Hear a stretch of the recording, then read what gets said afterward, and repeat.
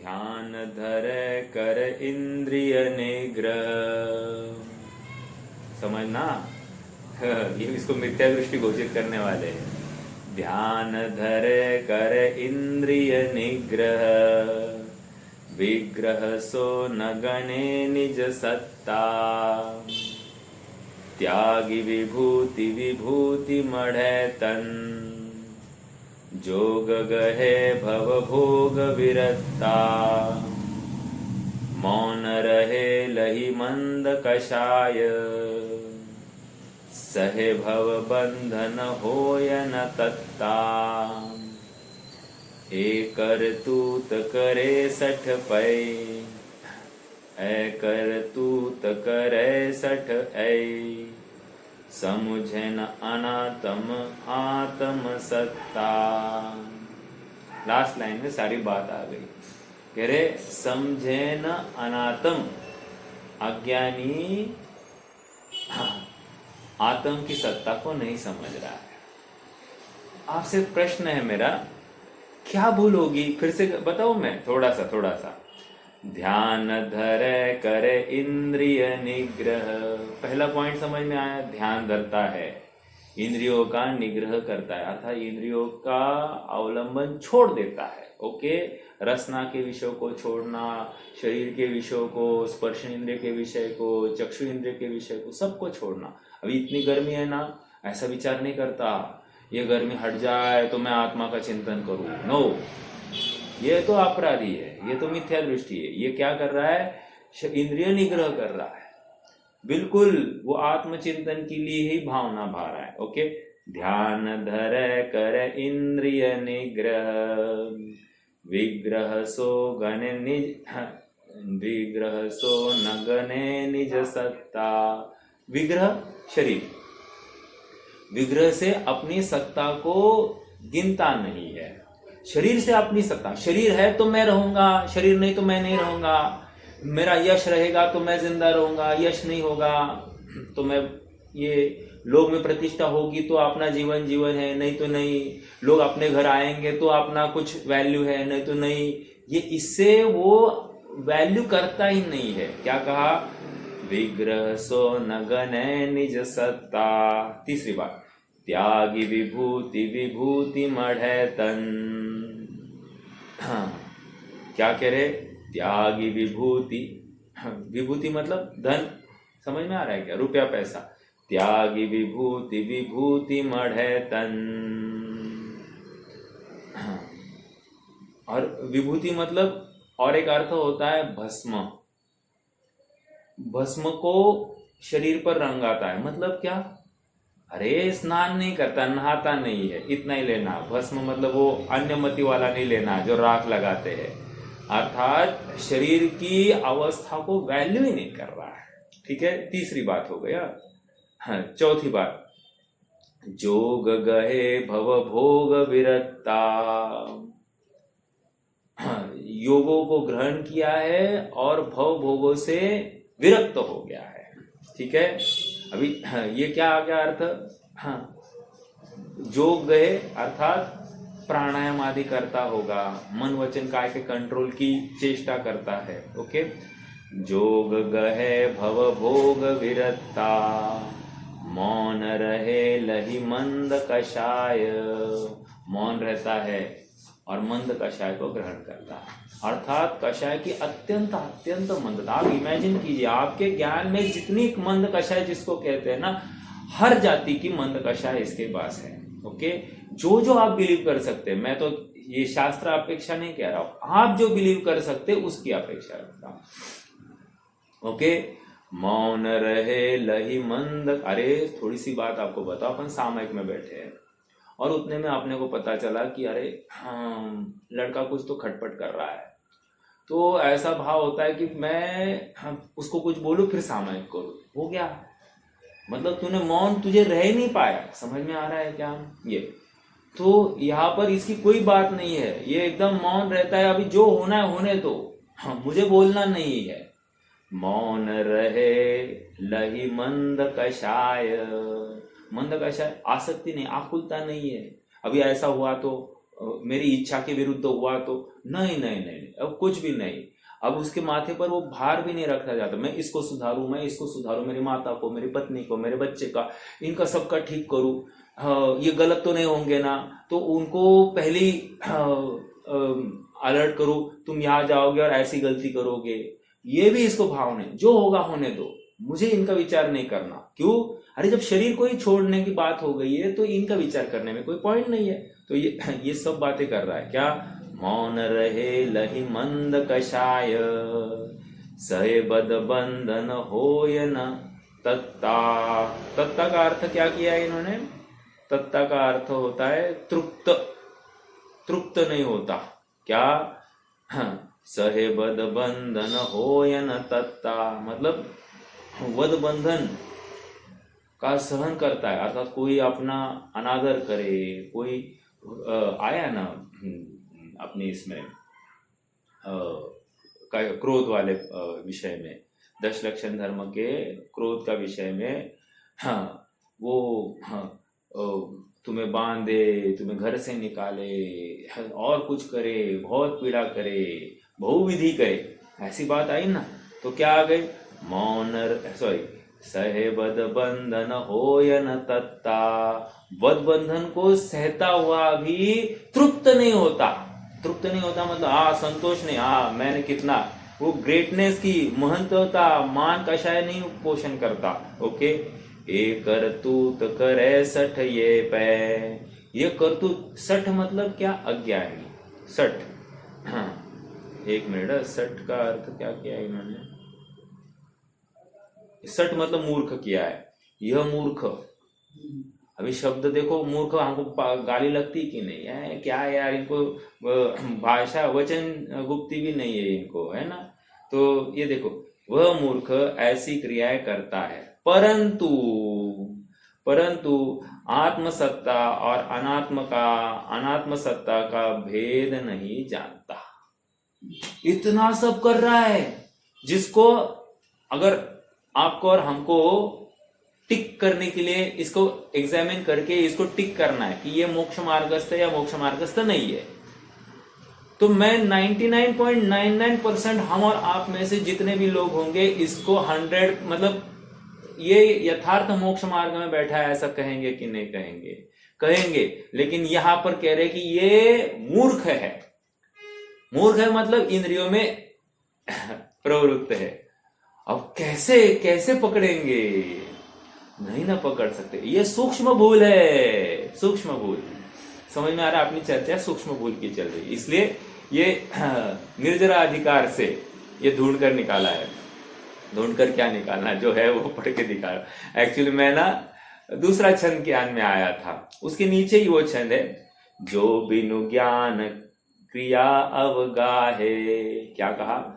जो बिनु ज्ञान क्रिया अवगाहे, जो बिन क्रिया कहे, जो बिन क्रिया मोख पद चाहे, जो बिन मोख कहे मैं सुखिया, सो अज्ञान मुढ़नी मैं मुखिया। देखो कितना कंठपाठ कर लेता है लेकिन भाव नहीं पकड़ता है।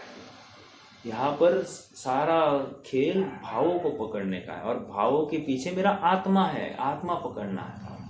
अब आत्मा को छोड़कर बाकी सब किया तो क्या किया? इसलिए कह रहे हैं कि आत्मा और अनात्मा में भेद नहीं करता। मैं पूछने वाला था क्या गलती हो गई, लेकिन इन्होंने कह दिया आत्मा और अनात्मा में भेद नहीं किया, इसलिए ये अज्ञानी बना रहा। अर्थात ये हर अपनी क्रियाओं का स्वामी बन रहा है बुद्धिपूर्वक। अब वो बुद्धिपूर्वक उसको पकड़ में नहीं आ रही है वो बुद्धि। अब कैसे पकड़ में आए? देखो, गलत होना बड़ी बात नहीं है, लेकिन गलती को पकड़ते नहीं आना ये बहुत बड़ी बात है। तो इसके लिए क्या करना? इसके लिए एक मार्गदर्शिका दी है आचार्य देव ने। कह रहे बारंबार स्वयं की परीक्षा करना, स्वयं को ना हर प्रसंग में तुम टटोलना, एनालिसिस करना, परीक्षा लेना। और परीक्षा ऐसी नहीं, 3rd डिग्री वाली परीक्षा। क्या कहा? थर्ड डिग्री किसको कहते हैं? First degree, second degree, third degree. Third degree किसको कहते हैं? अर्थात कठोर से कठोर परीक्षा होनी चाहिए। मतलब वो पेपर इतना मुश्किल होना चाहिए कि तुम वहां गड़बड़ी करो, ऐसा ही पेपर होना चाहिए। थर्ड डिग्री मतलब एग्जाम्पल, अभी जैसे सिखों के गुरु थे गुरु गोविंद सिंह, उनको कहते हैं कि उनको कहा कि मुस्लिम धर्म अंगीकार करो, नहीं किया तो उनके दोनों बच्चों को मौत के घाट उठा दिया। फिर उनको भी कहते हैं, मुझे जानकारी नहीं, मैंने सुना है, उनको भी गरम तवे पर उनको सेका गया। गरम तवा, अभी आप गरम तवे का एक स्पर्श भी अपने को सहा नहीं जाता। वो रोटी की थोड़ी सी लू आ जाए उसमें से तो भी हमको वो सही नहीं जाती। और मान लो गर्मी के दिन है, उसमें ऐसी अवस्था की हो तो कितनी कठिन बात होगी ना। अब ऐसी अवस्था में कहा जा रहा है कि तुम आत्मा को ध्याओ। क्या कहा? तुम अपने आत्मा को, मैं शुद्ध हूं, मैं आनंदमयी हूं, ज्ञान आनंदमयी हूं, मैं मरता नहीं, ऐसा विचार करो। अजर अमर हो ऐसा, हो देह नथी पन आत्मा छू, ऐसा विचार कर विचार। तो कह रहे कदाचित ये जो पात्र है वो पास भी हो रहा है उसमें, कदाचित वो पास भी हो रहा है, लेकिन वो सम्यक दृष्टि नहीं है। आप पकड़ रहे क्या? मतलब इसका मतलब ये क्रियाओं में रिएक्ट करना ये बात नहीं थी। देखो अज्ञानी इनमें से क्या करता, देखो उन्होंने रिएक्ट नहीं किया तभी तो दुखी हुए। ऐसे भी अज्ञानी वैसे भी अज्ञानी, तो फिर हम बाहर रह के अज्ञानी रहे ना, एटलीस्ट हम किसी का अत्याचार तो नहीं सहेंगे। ये अज्ञानी की सोच महाअज्ञानी है। ये समझ में आ रहा है क्या? ये इसकी बात नहीं चल रही है। जो वध बंधन को सहन कर रहा है और यथार्थ मोक्ष मार्ग में चलने की भावना भा रहा है, ऐसा जीव है और उसका सूक्ष्म मिथ्यात्व छिपा है और उसको पकड़ना है। तो यहां पर एक मार्गदर्शक तत्व क्या दिया है? इंटरोगेशन करो, अपनी परीक्षा करो कि थर्ड डिग्री सभी प्रकार की प्रतिकूलताएं खड़ी करो और फिर स्वयं को आजमाओ। मान लो भूख लगी है, 11 बजे अपने को बुलाया नहीं गया, 10 बजे जब कहीं अपनी भोजन की समय होगा, हमको बुलाया नहीं गया तो हम 4 बार तो चक्कर मार के जाते हैं। तैयार है क्या? तैयार है क्या? ये क्या है? ये अपनी शरीर बुद्धि है, आसक्ति है कि इसको इसी समय खाना है। वो समय टूट गया तो नहीं चलेगा। यहां पर कह रहे ऐसा ये जीव तो मिथ्या दृष्टि। क्यों? वो मान रहा है कि मैं भोजन करे से ही काम होगा, भोजन नहीं करूंगा तो मेरा जानना देखना, मेरे स्वभाव की प्राप्ति नहीं हो सकती। ऐसा इसकी भ्रांति, मतलब अपने को देह बुद्धि से अनुभव करता है। ये तो बात है ही नहीं। ये ऐसा जीव है जो मतलब घोर तपश्चरण करता है, अर्थात नहीं आहार लिया जाए तो कुछ फर्क नहीं पड़ता, ऐसा ये व्यक्ति है। लेकिन फिर भी इसका सूक्ष्म भूल रहती ही है। मैं 2 अपेक्षाएं खोल रहा हूं। एक तो परफेक्ट, जिसको हम और आप परफेक्ट कहते हैं, लेकिन आगम उसको रिजेक्ट कर रहे हैं। और उससे नीचे हमारी आपकी जो दृष्टि होती है, हम वहां पर कैसे परखे, उसकी भी बात चल रही है। ओके, 2 प्रकार से बात कर रहा हूं। तो ये उन क्रियाओं में मतलब व्यवस्थित खाता है 2 समय की, और मैं शुद्ध हूं, मैं बुद्ध हूं, मैं आत्मा हूं, शरीर भिन्न आत्मा भिन्न, ऐसा बोल के एकदम मस्त पेट भर भोजन कर रहा है और बोल रहा है शरीर भिन्न आत्मा भिन्न। अब काम होगा क्या इसका? इसने स्वयं को परखा ही नहीं है। तो इसको एक मराठी में कहते हैं गोड़ गैर समझ, उसको एक मीठी भ्रांति रहेगी कि हाँ मैं तो धर्मात्मा हूं, मैं तो आत्मा को ध्या रहा हूं, जैसे शास्त्र में कहा है वैसा ही चिंतन करता हूं। जैसे शास्त्र में कहा भोजन से पहले अपने अनाहरी स्वरूप का विचार करता है, तो मैं करता हूं। अनाहरी स्वरूप का विचार किया, पंच परमेष्टि को स्मरण किया, मैंने मुनिराज को आहार देने की चर्चा करी, मुनि को भोजन दे फिर निज करे आहार, सब किया। और क्या चाहिए था साहब? लेकिन अपने को धर्मात्मा, इन क्रियाओं का अवलंबन करता हुआ अपने को धर्मात्मा मान बैठा। साहब ये तकलीफ है। और धर्मात्मा किसको कह रहे हैं? एक ही लाइन पढ़ूंगा, तो एक लाइन। धर्मात्मा किसको कह रहे हैं? यहां पर देखो, पेज नंबर 155 पर लास्ट लाइन। इसलिए आत्मज्ञान शून्य, आगम ज्ञान, तत्वार श्रद्धान और संयतत्व का युगपतपना भी अकिंचित कर है, कार्यकारी नहीं है। अब ये समझना युगपतपना है। हाँ, इस सब का वैसे मैं आप सबको पूछूं, आगम ज्ञान, तत्वार श्रद्धान और संयतत्व का युगपतपना का अर्थ क्या किया जाए? वैसे मैंने कल खोला नहीं है, लेकिन आउट ऑफ क्यूरियोसिटी मैं जानना चाहता हूं कि आप इसका क्या अर्थ कर सकते हैं। हाँ, धर्मी नहीं, ठीक है, मुनिराज कहो, कोई प्रॉब्लम नहीं है। लेकिन आगम ज्ञान, सॉरी, आत्मज्ञान शून्य, आगम ज्ञान, तत्वार श्रद्धान और संयतत्व का युगपतपना, इसको क्या अपन एक शब्द देंगे? मुनिराज तो बराबर है, बट एक शब्द है, टेक्निकल शब्द, जिसको अपन यहां पर समझना जरूरी है।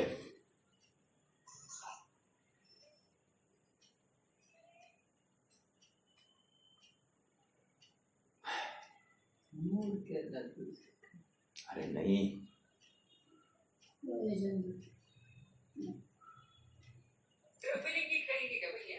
है, द्रव्यलिंगी तो है, लेकिन ये व्यवहार मोक्ष मार्ग है। इस व्यवहार मोक्ष मार्ग को, या इस व्यवहार मोक्ष मार्ग से निश्चय मोक्ष मार्ग मानना एक, अर्थात ये व्यवहार मोक्ष मार्ग में प्रवृत्ति करते करते निश्चय मोक्ष मार्ग होगा, ये एक भ्रांति। दूसरी भ्रांति ये है कि इस व्यवहार मोक्ष मार्ग को ही निश्चय मोक्ष मार्ग मानना, ये दूसरी भ्रांति। ये दोनों भ्रांतियां बनी रह सकती, ये तीनों है ना, क्योंकि शास्त्र का अभ्यास है। आप किसी भी ग्रंथ का कुछ भी बोलो, वो बराबर वहां अपेक्षा क्या है ये सब खोल के देगा। सच्चे देव शास्त्र को गुरु की बराबर भक्ति है, और कहो तो सात तत्वों का यथार्थ श्रद्धान है, उसमें से अपनी ज्ञान पर्याय, ज्ञान की निर्मल पर्याय को ही बराबर पकड़ना, ये बराबर बोल रहा है, शास्त्र की भाषा बोल रहा है। तो श्रद्धान यथार्थ है, अपने जिनागम के शास्त्र को ही अभ्यास करता है, उनका ही भाव भाषण भी करता है, तो इसका श्रद्धान भी ओके है। एंड लास्ट थिंग, संयतत्व, जैसे आप कह रहे हैं, मुनिपना है, यथार्थ द्रव्यलिंगित्व अंगीकार किया है, 22 परिचय है, उपसर्ग आदि का सहन करता है। अब बोलिए, इन सब का युगपतपना पाया जा रहा है, अर्थात जो इसेंशियल क्रीडेंशियल्स थे, अर्थात जो जरूरी तत्व थे धर्मी के लिए, वे सब इसमें पाए जा रहे हैं। लेकिन ये बहिरंग थे, अंतरंग की वैल्यू एक ही थी, आत्मज्ञान। सो तो नहीं हुआ तो काम नहीं होगा। हाँ मुकेश भैया, प्रश्न है, बोलिए। तो आत्मज्ञान शून्य है तो निश्चय मोक्ष मार्ग नहीं होगा, तो फिर व्यवहार मोक्ष मार्ग भी नहीं पाएंगे। बिल्कुल बिल्कुल बिल्कुल बात तो ऐसी ही है, क्योंकि व्यवहार निश्चय का सहचारी था। मैंने आज नोट भी बनाई है इसी पॉइंट की, कि व्यवहार निश्चय का सहचारी था। वो व्यवहार तब तक व्यवहार नाम ही नहीं पाता जब तक निश्चय नहीं है। बट देखो ना, भ्रांति हो रही है इस जीव को। अब इस भ्रांति को कौन निकाले और कैसे निकाले? हम अपना आत्म परीक्षण किए बिना हम निकाल सकते हैं क्या? और दूसरे की कहे हमको स्वीकार होगी क्या? मान लो ये भूमिका है अपनी, इतनी ऊंची भूमिका में आया है जीव, अरे घर का त्याग हो गया है, रुपया पैसे का त्याग हो गया, स्त्री पुत्रादि का त्याग हो गया है, नग्नपना हो गया है, अरे महीनों महीनों तक नहाता नहीं है, पसीना सब आ गया है, मिट्टी से लिप्त हुआ है। अब इतना उग्र और तीव्र पुरुषार्थी जीव, उसकी एक कॉन्फिडेंस लेवल होगी कि नहीं होगी? प्रश्न है आप सबसे, आप विचार करना, आपने स्वयं को इस भूमिका में आप ढाल दीजिए। एक आपने ज्ञान के सामने ऐसी एक चित्र, एक भूमिका खड़ी कीजिए और उसमें आप आजमाइए कि इस भूमिका में रहकर आप किसी की बात को सुनेंगे क्या? कोई अपने को कहने को आ जाए कि ए भाई तुम मिथ्या दृष्टि है, और अपने से कम भूमिका वाला भी होगा कदाचित, तो हम उसकी बात सुनेंगे क्या? प्रश्न है, नहीं सुनेंगे। हाँ बड़ा आया, करके देख, फिर समझ में आएगा, ये बात निकलेगी। समझ में आ रहा है? हाँ, तो ये बात आएगी तो गया ना काम से। बट ऐसा कोई आकर कहे और उसमें वो रिएक्ट भी नहीं करे, चुप बैठे, तो उसको ज्यादा कषाय भी नहीं हो, ऐसा भी हो सकता है ना? हो सकता है कि नहीं? क्योंकि बहुविधि की है, किसी ने आकर कह दिया ये ढोंगी है, ये ढोंगी है, कुछ नहीं है, आत्मज्ञान है क्या, ये सब कर रहा है, तो वो बोलता हुआ भी इसको कषाय नहीं आए, ऐसी भी कंडीशन खड़ी करो, अब क्या होगा? लेकिन बैठा है ना साहब, अंदर बैठा है चोर, तो इसको निकालना कितना मुश्किल है। देखो, स्थूल मिथ्यात्व तो निकल जाएगा, लेकिन सूक्ष्म मिथ्यात्व नहीं निकलता है, और नहीं निकला तो मोक्ष मार्ग में नहीं आए, तो मोक्ष मार्ग में नहीं आए तो सिद्ध कैसे होगा? ये कह रहे हैं। बहुत बहुत गंभीर प्रकरण है। मतलब गाथा तो एकदम सरल है, बट उसका भाव जितना आप चिंतन करोगे उतना काम देगा। विचार करना थोड़ा सा। हम दिन भर के काम को निपटाकर रात्रि में अब अपनी शैया पर बैठे हैं और अब सोने की तैयारी है, तो सोने से पहले हमको क्या याद आ रहा है? प्रश्न है, सोने से पहले हमको क्या याद आ रहा है? कोई कहे साहब हम पंच परमेष्टि की एक माला फेर लेते हैं, कोई कहे साहब हम मतलब आज का दिन बहुत पाप में गया, अब कल के लिए मैं इन पापों से निवृत्त होना चाहता हूँ और कल सुबह के लिए नवीन उमंग से मैं आगे बढ़ूं, और अगर मैं सुबह उठ ही नहीं पाया तो मैं सभी संयोगों का त्याग करूं। ऐसी भावना भा सकता है क्या कोई? इसको कहते हैं थोड़े काल की समाधि। इसको क्या कहते हैं? थोड़े काल की समाधि। ऐसी भावना भाता है, काफी लोग होते हैं कि रात्रि में अगर निद्रा में ही मेरा मरण हो जाए तो ये परिग्रह का भार मेरे माथे नहीं हो, इसलिए क्या करता है कि वो सभी परिग्रह का त्याग कर देता है रात्रि के लिए। कल सुबह आंखें खुली तो मैं बाकी का विचार करूंगा, लेकिन नहीं खुली तो ये परिग्रह मेरा नहीं है, ऐसी विचार करके सब परिग्रह का त्याग करता है। घर में रहने वाला जीव भी ऐसा करता है। लेकिन भाई साहब, ये सब करने के बाद भी आत्मज्ञान कहाँ है? तुमने बाह्य या पर्यायों में या संयोगों में तुम्हारी दृष्टि है, उनके त्याग की भावना है। आत्मा को ग्रहण करने की बात कहाँ आई? जिसके पीछे सारा उद्यम था उसको ही छोड़कर बाकी सब कुछ हुआ तो काम नहीं होगा। आप पकड़ रहे क्या मेरी बात को? कभी कभी क्षयोक्षम ज्ञान से ही ये आत्मा को पकड़ना चाहता है। मतलब क्या? जैसे शास्त्र का बहुत अभ्यास करता है और इसको शास्त्र में इतनी रुचि आती है, इतनी रुचि, अब क्या आएगा, अब क्या आएगा, एक क्यूरियोसिटी, अब क्या कहने वाले आचार्य, अब क्या कहने वाले, अब क्या कहने वाले, इतनी क्यूरियोसिटी होती है कि इसको एक के बाद एक शास्त्र को वो पढ़ते जाता है। एक बार नहीं, दो बार नहीं, सैकड़ों बार, हजारों बार उन शास्त्रों को पढ़ता है और रुचि भी बहुत आती है। हर बार पढ़ता है, उसको नवीन प्रमेय मिलता है, नवीन ज्ञेय प्राप्त होता है। बट इन शास्त्रों का प्रयोजन परक जो शुद्धात्मा था, उस शुद्धात्मा को ही भूलकर ये सब पढ़ रहा है। शास्त्र तो पुद्गल था, पर थी वो वस्तु, उसमें जो आत्मा झलकाया था, दिखाने का यत्न था, उस आत्मा को अपने में अप्लाई करना था। वैसा तो अनुभव किया नहीं, अप्लाई किया नहीं और मात्र शास्त्र पढ़ते गए। तो इसकी क्या बुद्धि थी? मात्र क्षयोक्षम बढ़ाते जाना, अर्थात क्षयोक्षम की अधिकता से मोक्ष मार्ग होता है, ये इसकी भ्रांति है। कहो तो ये पूरी शास्त्र की बातें जो कि त्यो कहता है, लेकिन अभिप्राय में ये शब्द परक नहीं है। ये सब बातें ये भाव परक है। अंदर में जो छिपी बातें हैं ऐसी कि ये अपने क्षयोक्षम की वृद्धि में ही मोक्ष मार्ग मान बैठता है। मान लो कोई मुझे कहे भैया आप जैसा विद्वान कोई नहीं, मतलब आप जितनी डेप्थ में खोलते हो ना साहब, कोई नहीं खोलता। अब मुझे इसमें सुनकर क्या लगेगा, क्या लगना चाहिए? मैं खुश होना चाहिए कि नहीं? बस खुश हो गया काम से।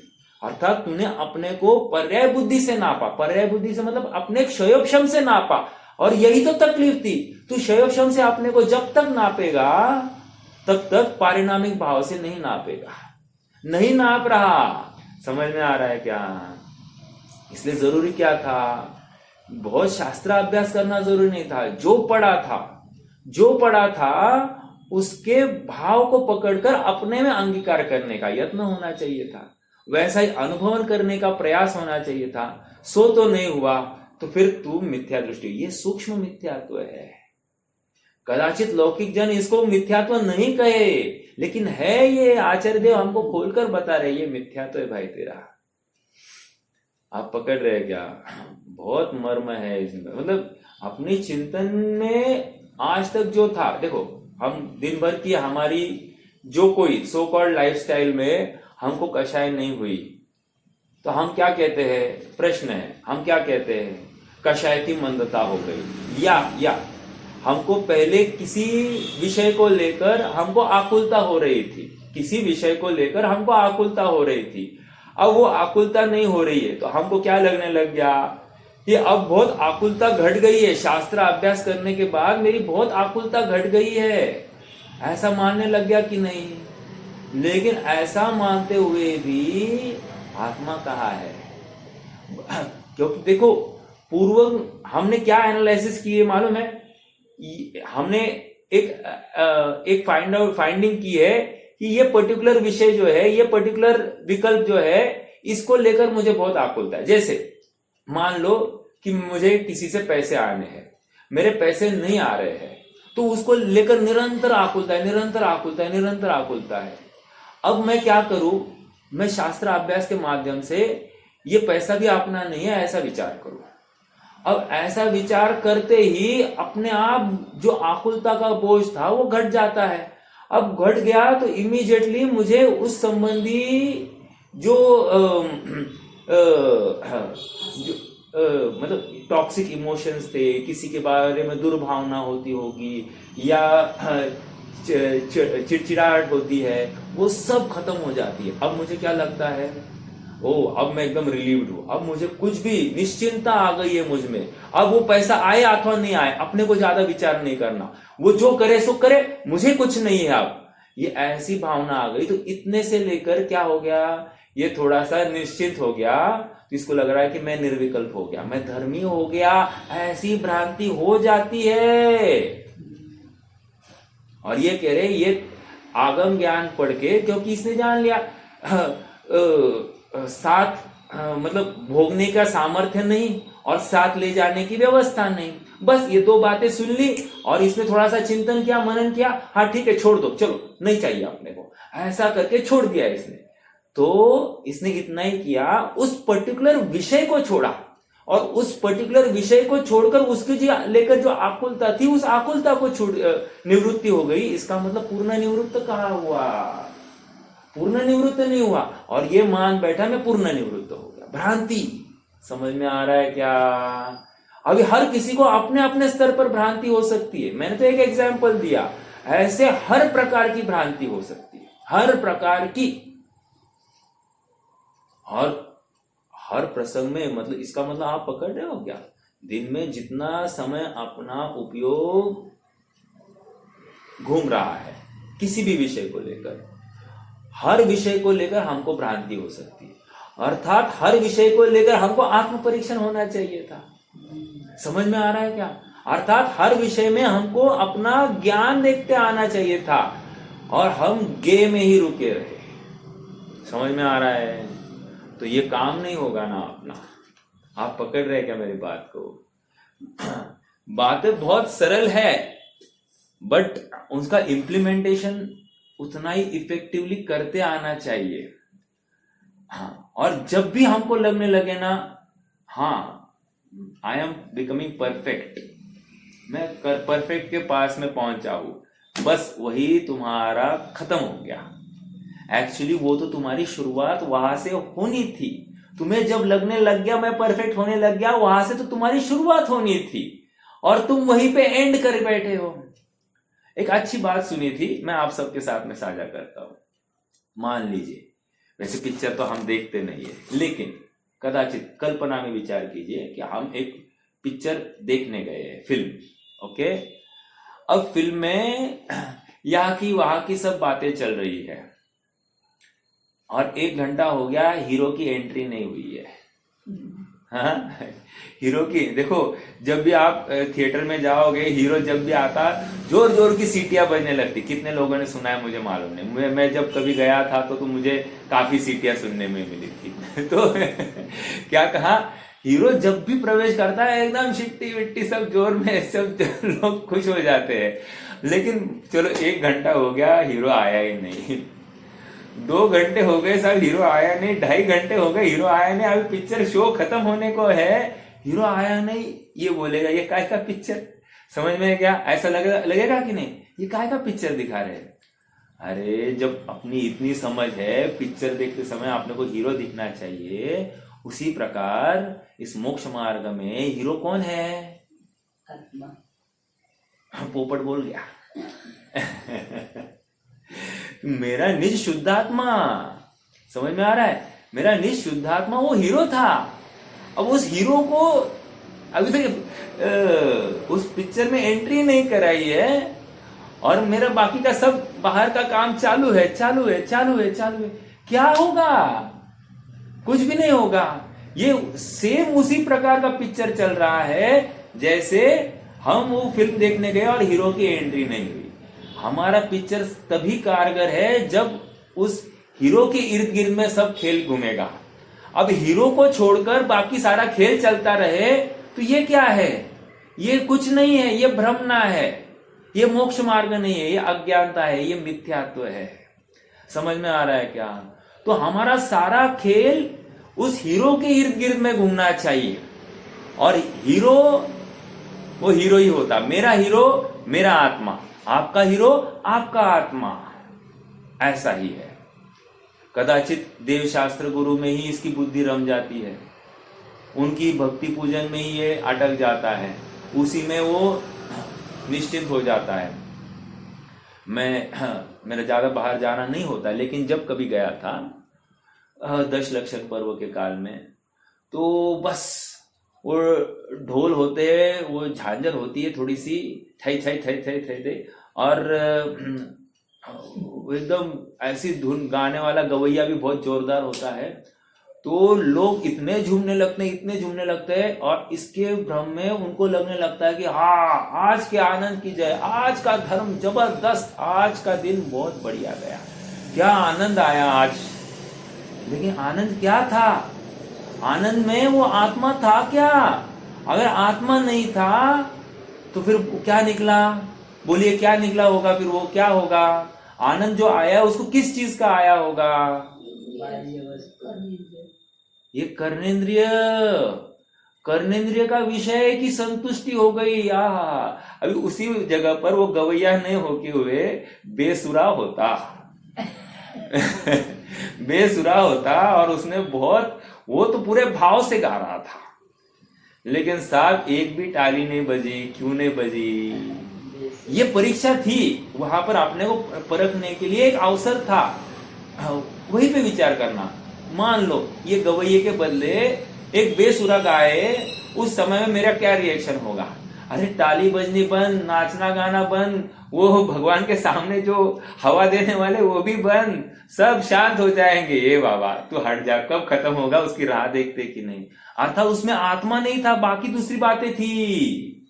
समझ में आ रहा है? ऐसा होता है क्या? अगर ऐसा हो रहा है तो समझ लेना भ्रम नहीं पालना, ये मैं आत्मा भावना नहीं कर रहा हूं, ये मिथ्यात्व है मेरा, मैं मिथ्यात्व का पोषण कर रहा हूं। देहादी बुद्धि ये यहां से निकाल रहे हैं अपन। मतलब एक एक बात में कितनी जागरूकता की आवश्यकता है, ये आप पकड़ रहे होंगे। इसके लिए बहुत चिंतन चाहिए, और चिंतन ना भी करे कोई, अपने को ये तर्क दे, उन तर्कों का निर्णय करने की सामर्थ्य अपने में चाहिए। अर्थात वो स्वीकार करने की अपनी ताकत, और स्वीकार करके अपनी गलती को का एहसास करके उस गलती को ढूंढने का, और उसके प्रति हमारा थैंक्स नोट कि भाई तुमने आकर हमको ये जो समझाया इसमें बहुत बहुत लाभ हुआ, मैं गलत सोच रहा था और तुमने मेरी आंख खोल दी। इतना भी नहीं बोल सकते हम ना? तो हमारी ताकत नहीं है मोक्ष मार्ग में। हम एक्नॉलेज नहीं कर पाते ना किसी बात को, तो हम वो पात्र ही नहीं है मोक्ष मार्ग में चलने के, फिर सुखी होने की बात भी नहीं हो सकती। समझ में आ रहा है क्या? क्योंकि इन सब का रिलेशन सुख के साथ में है, और इतनी सरलता जिसमें है वही आत्मा को ध्यान सकता है, क्योंकि वो वस्तु सहज है, राग द्वेष से रहित है, आकुलता से रहित है, कषाय से रहित है। तो ऐसे अकषाई वस्तु को, अराग वस्तु को ही मुझे ध्यानना है। अभी जिसने कहा हाँ ठीक है ना, कह दिया तो क्या दिया, उसमें क्या है, हाँ मालूम पड़ गया ना, कर लिया ना, सुधार दिया ना, तो सुधार दिया बराबर है, लेकिन तू आज तक, तुझे अगर ये खबर नहीं होती तो तुझे क्या होता, तू भटकता कि नहीं भटकता? तो तुमने ऐसी एक्नॉलेज नहीं की तो भी गलती।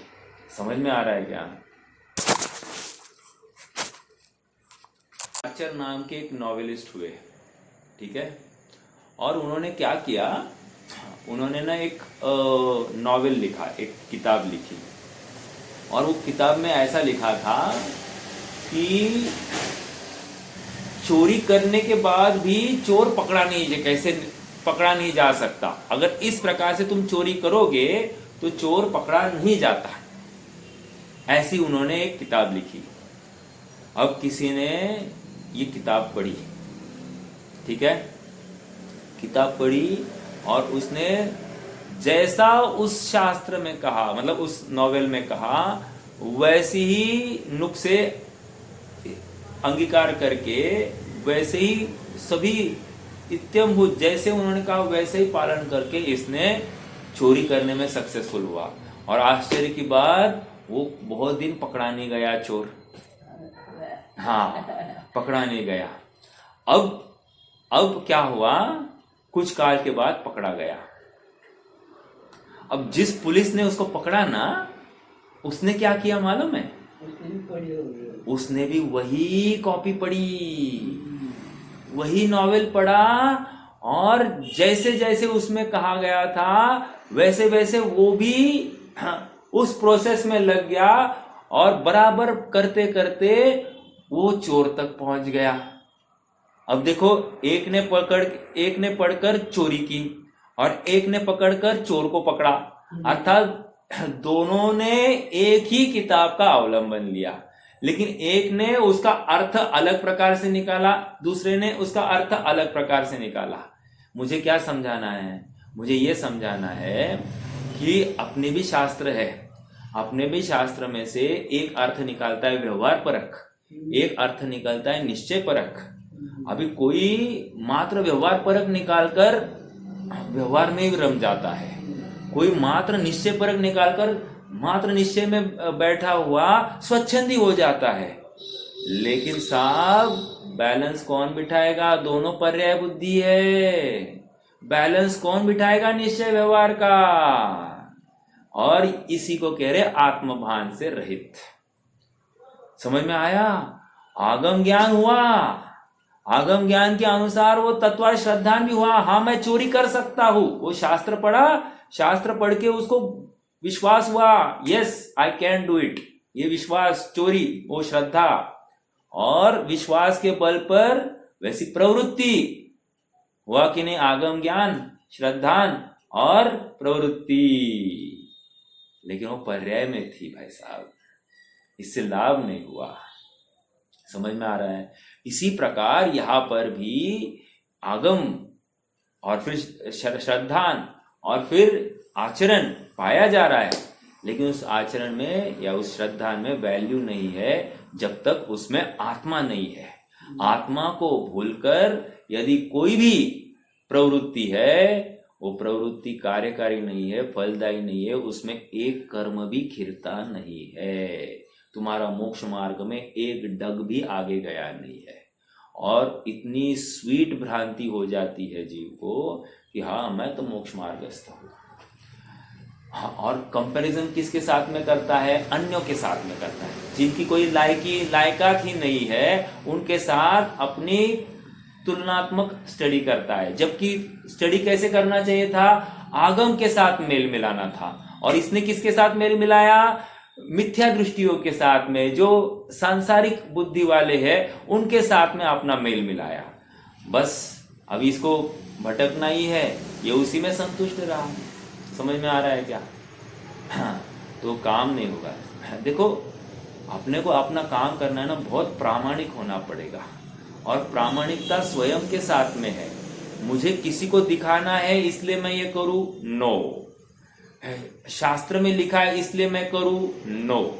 मुझे सुखी होना है इसलिए मैं ये प्रवृत्ति हो रही है। और सुनो, मुझे ये अपने आत्म कल्याण के लिए करनी है। आत्मा, इन सारी क्रियाओं के पीछे मेरी कषाय की मंदता, और उन कषाय की मंदता के पीछे मेरी आत्म भावना छिपी है। तो आत्मा को ग्रहण करके अगर ये प्रवृत्तियां है तो 100% आत्मा मिल सकता है आगे चलकर।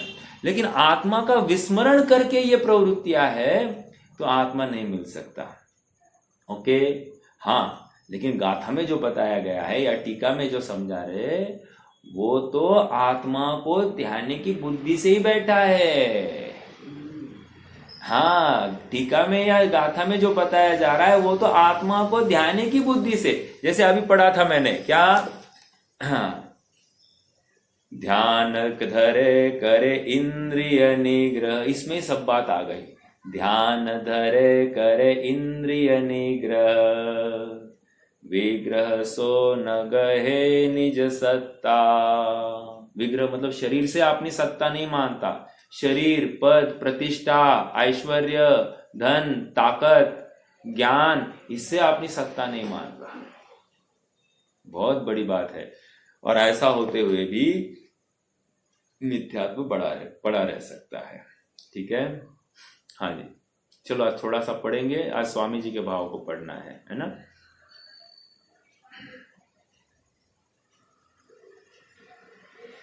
गाथा का पाठ एक बार करेंगे।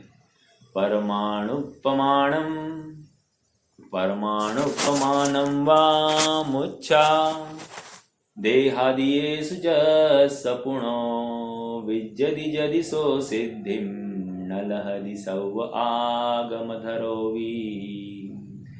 देहादि में अणुमात्र मूर्छा रहे यदि तो नियम से, वह सर्व आगम धर भले हो सिद्धि वह पाता नहीं। आइए अगले पेज पर आ जाइए, 156 पर आ जाइए। हाँ, जैसे स्वामी ने कुछ विशेष लिखा नहीं, इसलिए यहाँ पर कुछ बात रखी नहीं गई है। स्वामी जी के भाव को पढ़ते आइए। 3rd पैराग्राफ देखिए। आगम का ज्ञान मिल रहा है क्या सबको? आगम का ज्ञान तत्वार श्रद्धान और संयतत्व होने पर भी, मतलब क्या? व्यवहार सम्यक। तो आप वहां पर नोट लिख सकते हैं।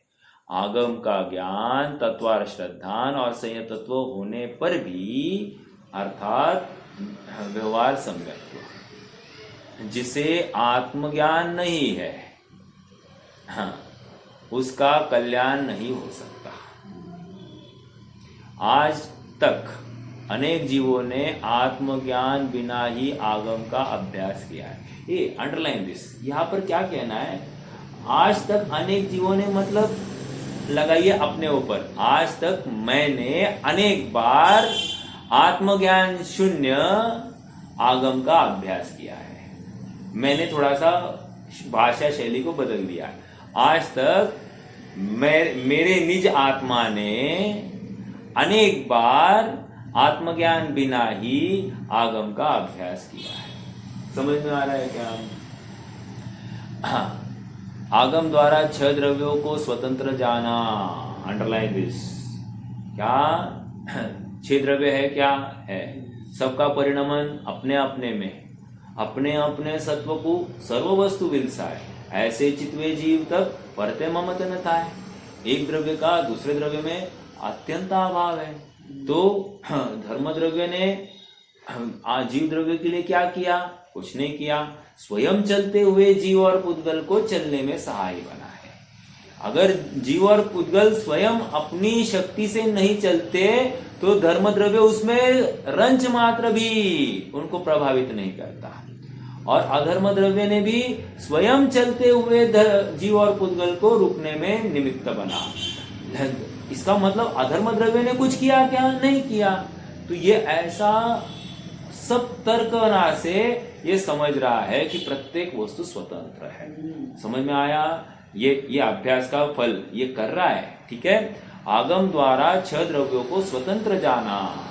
ओके, अब आगे क्या? आगम और 9 तत्वों की श्रद्धा करता है, यही यथार्थ आगम है, अन्य नहीं। समझ में आया? जिसमें राग द्वेष का पोषण हो गया, आगम कैसे हो सकते हैं? जिसमें आत्मा का ही निरूपण किया जा रहा है, जिसमें अपनी आत्मा ही प्रतिपादित की जा रही है, वही तो आगम हो सकता है। यही सच्चा आगम है। तो आगम की श्रद्धा हो गई, आगम की श्रद्धा हो गई तो देव की श्रद्धा हो गई, बराबर। और उस देव के कहे अनुसार जो उस मार्ग पर चल रहे ऐसे गुरुओं को भी श्रद्धा हो गई। तो अब तीनों की श्रद्धा कर बैठा है ये, इसलिए इसको तत्वार श्रद्धान हो गया। समझ में आ रहा है क्या? आगम और 9 तत्वों की श्रद्धा करता है। 9 तत्व गतत्वेपि यदेकत्वम न मुंचति, अर्थात अपने एक आत्मा को बराबर निकालता है ज्ञानी, राइट। तो ये 7 तत्वों में बराबर ये आगम की भाषा बोलता है। 9 तत्वों में जो छिपी हुई चैतन्य ज्योति है वो चैतन्य ज्योति मैं हूं, ऐसा बोल दिया, लेकिन भाव वासन नहीं किया ना। जैसे करोड़पति ने उसके बैंक में करोड़ों का धन पड़ा है, लेकिन उसको खबर नहीं है, तो उसको कोई कहे तू करोड़पति है, उसको भाव भासना है क्या? क्यों? उसको खबर ही नहीं है। जिस दिन खबर हो जाए, जैसे कोई आकर कहे तू करोड़पति है, ये क्या मजाक कर रहा है? पहले बोलेगा मजाक कर रहा है, नहीं सच में करोड़पति है। कैसे बोल, तू कैसे जानता है? देख तेरे बैंक अकाउंट में इतना पैसा है। तो सचमुच जाकर बैंक अकाउंट देखे और उसको पैसा दिखे, तो फिर प्रत्यक्ष और अनुमान से अब वो भाव भाषण करने लगे। आज उसकी लाइफस्टाइल कैसी भी हो, लेकिन आज वो बैंक अकाउंट की रकम देखकर अब वो निर्णय करने लग गया कि हाँ मैं करोड़पति हूं। समझ में आ रहा है क्या? उसी प्रकार मात्र आगम ने कहा तू शुद्ध है, तू ज्ञानानंद स्वभावी है, 6 द्रव्य है, एक द्रव्य दूसरे द्रव्य में कुछ करता नहीं है, लेकिन क्या कहता है? लेकिन निमित्त नैमित्तिक संबंध है ना, निमित्त नैमित्तिक संबंध से सब कुछ होता दिखता है ना। अभी इसने क्या किया? कह तो रहा है निमित्त नैमित्तिक संबंध, लेकिन मान रहा है कर्ता कर्म संबंध, मतलब निमित्तों का कारण हुए बिना मेरा कार्य हो ही नहीं सकता, ऐसा मान रहा है। समझ में आ रहा है क्या? निमित्त नहीं होता तो काम नहीं होता, जबकि ये भूल जाता है कार्य स्वयं की योग्यता से होता है, उस समय निमित्त स्वयं हाजिर होता है। अब ये हर बार उन कार्य के होने में निमित्त की राह देखता है या निमित्त रूप ये स्वयं बनता है। हाँ, बहुत भ्रांति हो जाती है, जीव गाफिल हो गया है, अपने आत्म स्वरूप को वो भूल गया है। और मैं भूल स्वयं निज वैभव को पर ममता में अटकाया हूं, अर्थात अपना निज वैभव की कहो तो बोली भाषा में तो बिल्कुल समझ रहा है, लेकिन उसकी जो प्रतीति है, उसकी भाव वासना है, उसकी एक्नॉलेजमेंट है, ये नहीं कर पा रहा है। अगर नहीं कर पा रहा है तो इतना आगम अभ्यास भी कार्यकारी नहीं है, क्योंकि आत्मा को भूलकर किया हुआ आगम अभ्यास है। ओके, देखो आइए क्या कह रहे हैं यहाँ पर? आगम का ज्ञान, मैं नीचे था ना, आगम द्वारा 6 द्रव्यों को स्वतंत्र जानकर आगम और 9 तत्वों की श्रद्धा करता हुआ, ओके, 5 इंद्रियों की विषयाभिलाषा रोककर। अब देखो और एक बात साहब, मैं दो भोजन के बीच में कुछ नहीं लेता, या फिर मेरी बाहरी दवाइयों का त्याग, या फिर मेरा कहीं भी जाने आने का त्याग, मैं कोई अनाप शनाप कोई भी बातें देखता नहीं, प्रयोजन परक मैं मात्र शास्त्रों को ही पढ़ता हूँ, मैं पंखा नहीं चलाता, मैं एसी नहीं लगाता, मैं अन्य कोई भी कम से कम कम से कम पानी का व्यय करता हूँ, अर्थात हर जो विषय, साबुन आदि नहीं लगाता, परफ्यूम्स आदि नहीं लगाता, स्वयं को श्रृंगार आदि नहीं करता। तो ये विषयों से हटा है कि नहीं हटा है? हटा है। तो 5 इंद्रियों की विषय अभिलाषा रोककर बुद्धिपूर्वक इसने उसमें प्रवृत्ति रोक दिए, रोककर 5 महाव्रत 12 व्रत रूप शुभ भाव करता है। अर्थात मैं महाव्रतों को अंगीकार करता हूं, मुझे झूठ नहीं बोलना, मुझे हिंसा नहीं करनी, ऐसा गुप्त रूप से अभिप्राय में पड़ा है। स्थूल रूप से तो मैं रोक रहा हूं, मैंने किया, मैंने बचाया इसलिए बच गया, ऐसा नहीं। वो तो मैं बचाने का कर्ता नहीं ऐसा बोल रहा है, लेकिन अभिप्राय में वो कर्तृत्व छिपा है। हाँ, जब तक आत्मा में नहीं जाते तब तक करना पड़ेगा। समझ में आ रहा है क्या? जब तक आत्मा में नहीं जाते तब तक करना पड़ेगा। तो करना पड़ेगा कि पीछे उसका अभिप्राय कर्तृत्व है। वो ऐसा भाव आता है, लेकिन ये भाव भी बंध का कारण है, ये नहीं मान रहा है वो। समझ में आ रहा है क्या? ये हो जाती है क्रिया, भूमिका के अनुसार ये क्रियाएं हो जाती है। शास्त्र में भी कहा है भूमिका के अनुसार कार्य होते हैं, लेकिन करता नहीं हूं। बोल भी रहा है मैं करता नहीं हूं, और बराबर अबुद्धिपूर्वक वो उसको कर्तृत्व उसका सुरक्षित है। समझ में आ रहा है क्या? 5 महाव्रत 12 व्रत रूप शुभ भाव करता है, मुनि होकर 28 मूल गुण संयम आदि का पालन करता है। इतना सब कुछ होने पर भी आत्मज्ञान नहीं होने से सिद्धि को प्राप्त नहीं होता। मुनि होने पर घोर प्रतिकूल वातावरण होगा, तीव्र पानी बरस रहा है, तीव्र गर्मी हो रही है, तीव्र ठंड हो गई है, इसमें शरीर को गिनता ही नहीं है। ऐसा हो सकता है क्या?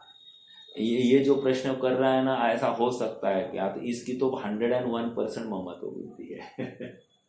क्योंकि शास्त्र में कहा है कि जब ऐसी आत्मरुचि लग जाती है तो शरीर की अवस्था वैल्यू ही नहीं रखती। अरे इतना ही क्या, ये जितने भी टेररिस्ट होते हैं वो अपनी जान को गिनते हैं क्या? अरे जैसे आज सुन रहा था वो कितने कश्मीर में प्रवेश करते हैं तो नीचे से एक रास्ता बनाया है उन्होंने, मतलब नीचे से एक खुफिया रास्ता बनाया है और वो किलोमीटर 4-5 किलोमीटर अंदर। अब मेरा प्रश्न है कितनी मेहनत की होगी वहां से यहाँ आने के लिए।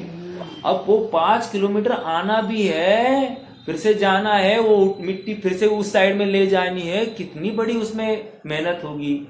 लेकिन इतनी मशक्कत करता है, सब धर्म के नाम पर, अल्लाह के नाम पर ये सब कर रहा है। अपनी कलाई इसमें उसकी मरण तक हो जाती है, लेकिन अपनी मौत को गिनता नहीं, धर्म के नाम पर अपनी आहुति। तो वहां पर भी अपनी इंद्रियों को कंट्रोल में रखा है कि नहीं? अपने मरण तक को गिना है कि नहीं गिना। तो कह रहे ये धर्म के नाम पर ऐसा ये लोग भी करते हैं। तो जिसको सत्यार्थ धर्म मिलने के बाद उसको ऐसी भावना हुई, तो इसमें कोई आश्चर्य नहीं, ऐसा भी हो सकता है। सत्यार्थ धर्म मिलने पर भी भ्रम बना रह सकता है, 100% ऐसा बना रह सकता है। हाँ, देखो वो टेररिस्ट आए थे ना 26/11 के, वो वहां से कहां से आए थे? नाव में आए थे, मतलब शिप में आए थे। और शिप में वो अभी उनको मान लीजिए 5-7 दिन लग गए होंगे आने के लिए, तो 5-7 दिन खाने का सब सामान लेकर आना पड़ा होगा। तो उस सामान का लगेज ज्यादा हो रहा था, तो उन्होंने क्या किया, वो मात्र ड्राई फ्रूट्स लेकर आए, थोड़े से ड्राई फ्रूट्स, और उसके ऊपर आए हैं वो। अब इसमें से समझने की बात क्या है, क्योंकि गोला बारूद तो ज्यादा रखना था और ये खान पान की सामग्री ज्यादा जगह लेगी तो गोला बारूद कम होगा, तो ड्राई फ्रूट्स लेकर आए। इसका मतलब जितना भी साथ ले आए वो पोषक वस्तु थी, उससे उनका काम सधने वाला था। उसी प्रकार हमको क्या करना है, बहुत आगम अभ्यास करने की आवश्यकता नहीं। ये गलत नहीं लेना अर्थ, बहुत आगम अभ्यास करने की आवश्यकता नहीं मतलब हाँ, आगम अभ्यास तो वो जीवन भर चलता है, लेकिन जो कुछ पढ़ेंगे उसमें से प्रयोजन परक अपना आत्मा निकालने की बात थी, राइट। तो कह रहे हैं कि थोड़ा भी पढ़ो लेकिन जुगाली ज्यादा करो, थोड़ा पढ़ो जुगाली ज्यादा करो, बार बार उसी का रिपीटिशन, चिंतन मनन गोलन करो, और वो कैसे उसमें से अपना आत्मा दिखाई देता है ये विचार करो।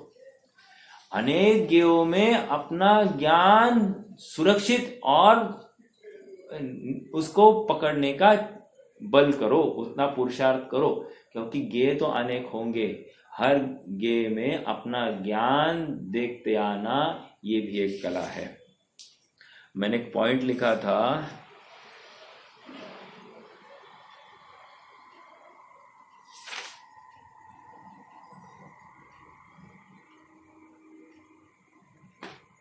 हाँ, और एक पॉइंट है, देखो एक पॉइंट ऐसा है, जैसे अपन शिखर जी जाते हैं, राइट।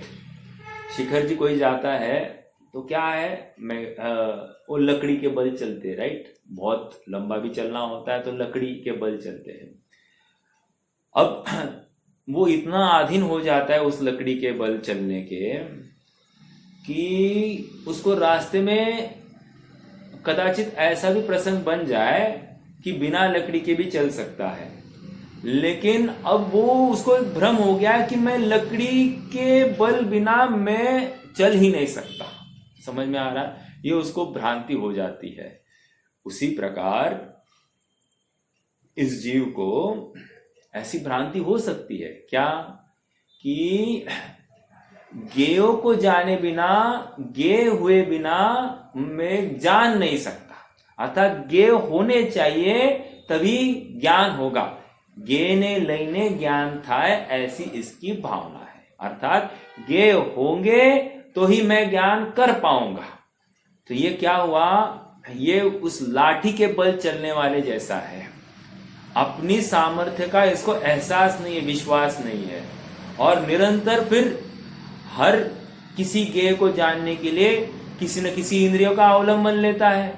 जैसे सूंघना है तो नाक का अवलंबन लेता है, रस चखना है तो रसना इंद्रिय का, वर्ण देखना है तो चक्षु इंद्रिय का, कोई शब्द सुनना है तो कर्ण इंद्रिय का, और स्पर्शन संबंधी जो विषय है वही है। तो हर किसी का जानकारी लेने के लिए ये उस इंद्रियों का अवलंबन लेता है, और इसको भ्रांति बनती है कि ये इंद्रिया के बिना मैं जान नहीं सकता, ज्ञेय होगा तो जानूंगा, मैं ज्ञान तो पराधीन हूं। जबकि ज्ञान है इसलिए ये सब जानने में आ रहे हैं, ये उसको विश्वास नहीं हो रहा है। इसको क्या लग रहा है, ये है इसलिए मैं जान पा रहा हूं, और कहना समझना क्या था, मैं हूं इसलिए ये सब जान पा रहा हूं। समझ में आ रहा है। अभी जैसे आप कहोगे, देखो मैं ये भाषा बोल रहे हैं, ये अनेक बार उदाहरण यही दिया है मैंने, ये शब्द निकले तभी तो आपको पता चला यही शब्द है, नहीं तो आपको कैसे पता चलता। यही तो भ्रांति है, समझाने से समझ नहीं पाता। क्या है वो, जब समझे तब समझ जाता है। कहा गई बात। हाँ, दिव्य ध्वनि भी किसे जगाती है, स्वयं जगे जागरण हो तब भाती है, अर्थात स्वयं जागरण हो जाए, स्वयं जागृत हो जाए तो ये दिव्य ध्वनि हमको अच्छी लगती है, भाती है। क्या कहना है इसमें, अर्थात कोई किसी को समझाने में समर्थ नहीं है, अपनी उपादानगत ताकत का विश्वास हमको आए तब काम हो जाता है। हाँ जी, एक 2-3 मिनट है, बस ये पढ़ लेते, एक बोल्ड में ये पेज पढ़ लेते बस। संयम पालन किया, नव तत्वों की श्रद्धा की, आगम ज्ञान किया, फिर भी सर्वज्ञ भगवान कहते हैं कि हम उसे ज्ञानी नहीं कहते। क्यों नहीं कहते, क्योंकि वह ज्ञाता दृष्टा स्वभाव की रुचि नहीं करता। समझ में आ रहा है क्या। मैं कल परसों पूछ रहा था, आपको कहा जाए सवत्व सुंदरो लोए, ये आत्मवस्तु सवत्व सुंदरो लोए है, तो क्या सुंदर, आपको क्या सुंदर लगा इसमें। और सुंदर लगी तो जिस दिन सुंदर लगेगी अपने आप बाकी की सब चीजें असुंदर ही भाषित होगी। असुंदर मतलब क्या? मेरे काम की नहीं है। असुंदर मतलब द्वेष नहीं करेंगे। असुंदर मतलब उस समय मेरे काम की नहीं, इससे मेरा सुख नहीं, इससे मेरा प्रयोजन सधने वाला नहीं है। और जिसको ये समझ में आया ना, प्रायोरिटी इज आत्मा, आत्मा फर्स्ट, फिर उस आत्मा के लिए चाहे जितने टैरिफ लग जाए तारीफ, जितनी आत्मा की तारीफ करे उतनी कम है। और वो लोक में वो टैरिफ लगा रहा है और हम यहां पर आत्मा की तारीफ करेंगे। समझ में आ रहा है? तो क्या कह रहे हैं? क्योंकि वह ज्ञाता दृष्टा स्वभाव की रुचि नहीं करता। आगम ज्ञान, नव तत्वों की श्रद्धा और इंद्रिय दमन से सम्यक्त्व नहीं होता है, फिर भी वह इससे ही सम्यक्त्व मानता है। और चार खोपड़ियां उसको कह भी देती है, सम्यक दृष्टि भी घोषित कर देती है। तो इसलिए और तकलीफ हो जाती है। मैंने आप सबको काफी बार साझा की है बात कि मैं कहीं गया था, वहां पर एक भाई बोले हमारी माता जी बहुत धर्मप्रिय थी। क्यों साहब, क्या धर्मप्रिय थी? डेली देव दर्शन का नियम था। उन्होंने कहा अपना घर मंदिर के बिल्कुल पास में ही होना, उसी जगह पर मैं रहने आऊंगी। इसको वो धर्मप्रियता का एक टैग लगाता है।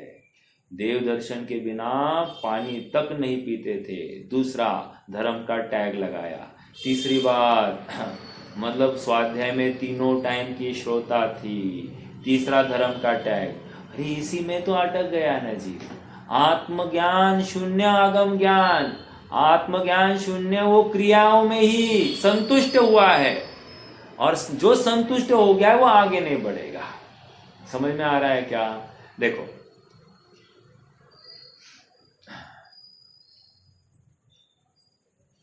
आगम ज्ञान, नव तत्वों की श्रद्धा और इंद्रिय दमन से सम्यक तो नहीं होता, फिर भी वह इसी से ही सम्यक तो होना मानता है। इस रीति से जिस जीव को सूक्ष्म मिथ्यात्व रह गया, इस रीति से मतलब हमने ये कहा, ये तो स्थूल स्थूल समझाने की अपेक्षा हमने कहा।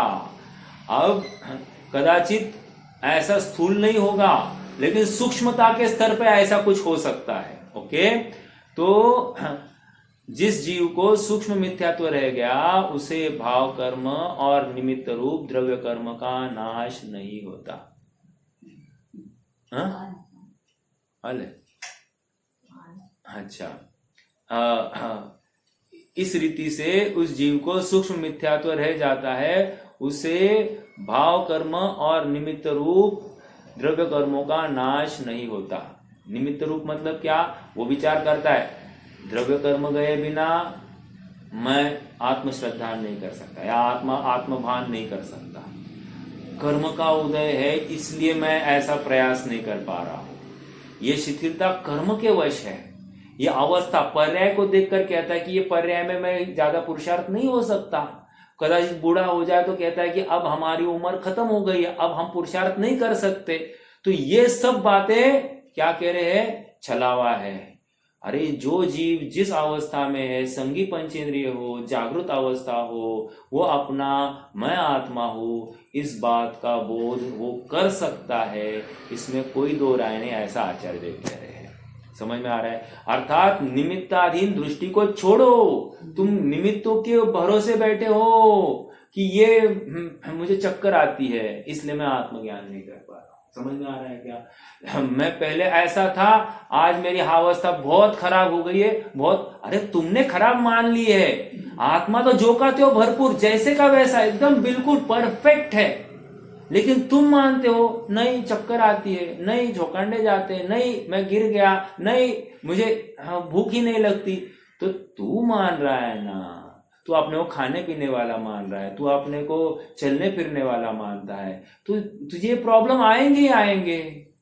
तुझे जब आत्म रुचि जैसा या आत्म स्वरूप जैसा स्वयं को ध्याएगा तभी तो तुझे आत्मा दिखाई देगा। तो ये सब निमित्ताधीन दृष्टियों को छोड़ना पड़ेगा, उसके बिना अपन आत्मा के समीप जा नहीं सकते। ओके, अतः धर्म भी नहीं होता। चलिए रुक जाते हैं, कोई प्रश्न है तो रख सकते हैं, नहीं तो जिनवाणी से